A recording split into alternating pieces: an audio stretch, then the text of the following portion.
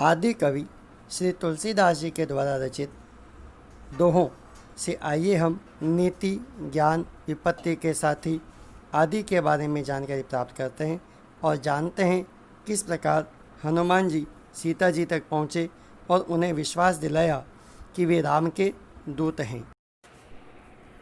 अध्याय के प्रथम दोहे में तुलसीदास जी कहते हैं, वशीकरण यानी कि वशीकरण एक ऐसा मंत्र है जो किसी को भी अपने वश में कर सकता है और फिर हम उसके द्वारा अपना काम करवा सकते हैं।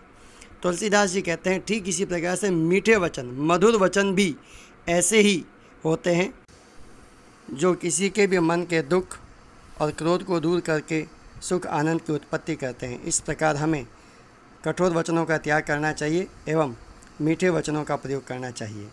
दूसरे दोहे में तुलसीदास जी विपत्ति में साथ देने वाले गुणों के बारे में बताते हैं कि विपत्ति में विद्या, विनम्रता, विवेक यानी कि बुद्धि, साहस, सुकृति यानी अच्छे कार्य, सत्यव्रत यानी सत्य का पालन करना, इन सभी के साथ ईश्वर पर विश्वास रखना आदि ऐसे गुण हैं जो सदैव विपत्ति के समय हमारा साथ देते हैं।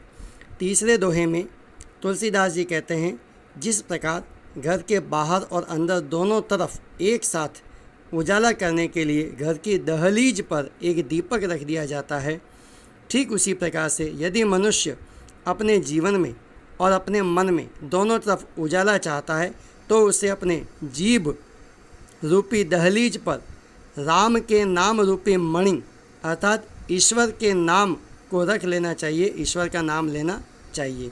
ईश्वर का नाम लेने से उसके मन की बुराइयां दूर होती हैं और संसार में अच्छे कार्य करके वह मनुष्य यश, मान, सम्मान को प्राप्त करता है। चौथे दोहे में तुलसीदास जी कहते हैं, बरसत बारिद यानी बरसते हुए बादलों से बूंद गही, गही का मतलब पकड़ना, बूंद को पकड़ना और फिर चाहत चढ़न आकाश, आकाश पर चढ़ने की आकांक्षा करना व्यर्थ होता है। ठीक उसी प्रकार से राम नाम अवलंब बिनु, बिना राम का नाम लिए परमार्थ यानी मोक्ष की प्राप्ति करने की आशा करना भी व्यर्थ होता है। पांचवें दोहे में तुलसीदास जी कहते हैं कि जिस प्रकार से तृण यानी तिनका जलकूल सरोवर या नदी के किनारे, सरोवर या नदी के किनारे उपजा हुआ तिनका घास निर्बल यानी कमज़ोर, निपट, अकेली, निकाज, बेकार होती है, किंतु जो कोई भी वहाँ फिसल कर गिरता है तो उसे वह डूबने से बचा लेती है या फिर स्वयं उसके साथ बहकर चली जाती है। ठीक इसी प्रकार से हमें भी अपने शरण में आए हुए व्यक्ति की रक्षा करने के लिए अपने प्राण दे देने चाहिए और उसकी रक्षा करनी चाहिए। अंतिम दोहे में तुलसीदास जी कहते हैं कि जिन व्यक्तियों के मन में, जिन मनुष्यों के मन में दया होती है वे सदैव धर्म के रास्ते पर चलते हैं तथा जो अभिमान को मन में पाल लेते हैं वे पाप के रास्ते पर चलते हैं। इसलिए जब तक हमारे घट यानी कि शरीर में प्राण तत्व मौजूद है तब तक हमें दया रूपी विशेष गुण का त्याग नहीं करना चाहिए और धर्म के पथ पर चलना चाहिए, धर्म के रास्ते पर चलना चाहिए। यह अंश तुलसीदास जी द्वारा रचित रामचरितमानस के सुंदरकांड का है। इसमें हनुमान जी समुद्र पार कर सीता जी के पास पहुंच जाते हैं और उन्हें संदेश देते हैं कि वे राम के दूत हैं और उनके पति का संदेश लेकर आए हैं। हनुमान जी द्वारा डाली गई मुद्रिका अंगूठी को देख करके, जिस पर राम का नाम सुंदर अक्षरों में छपा हुआ था, सीता जी बड़े ही आश्चर्य में पड़ जाती हैं। हर्ष विषाद, हर्ष यानी खुशी और विषाद यानी दुख से उनके हृदय में चिंता होती है। वे सोचते हैं कि वे रघुराई, रघु के पुत्र, रघु के वंशज अजेय हैं, क्या उन्हें कोई जीत सकता है?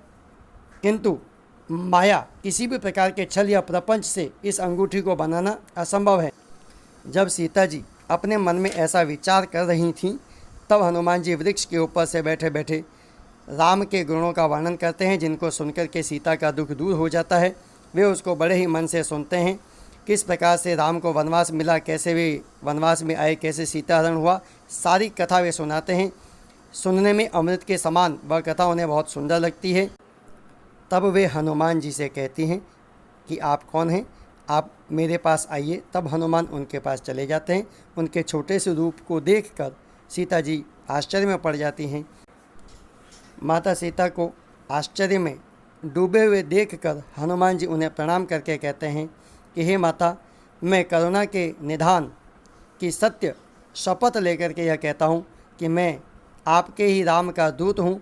यह मुद्रिका, यह अंगूठी मैं ही लेकर के आया हूँ। आप मुझे पहचान सकें और कोई शंका न हो, इसलिए उन्होंने यह आपकी पहचान के लिए मुझे दी थी। और उन्होंने फिर सीता जी को नर और वानर का साथ कैसे हुआ, किस प्रकार हनुमान जी यहाँ पहुँचे, ये सारी कथा सुनाई। हनुमान जी की इन बातों को सुनकर सीता जी के मन में विश्वास उत्पन्न हुआ। वे जान गई कि मन, वचन और कर्म से ये राम के ही दूत हैं, ये ही यह मुद्रिका लेकर आए हैं। इस प्रकार हनुमान जी ने राम जी की अंगूठी भेंटकर और राम जी की शपथ लेकर स्वयं को रामदूत सिद्ध किया। इस प्रकार यह अध्याय समाप्त होता है। धन्यवाद।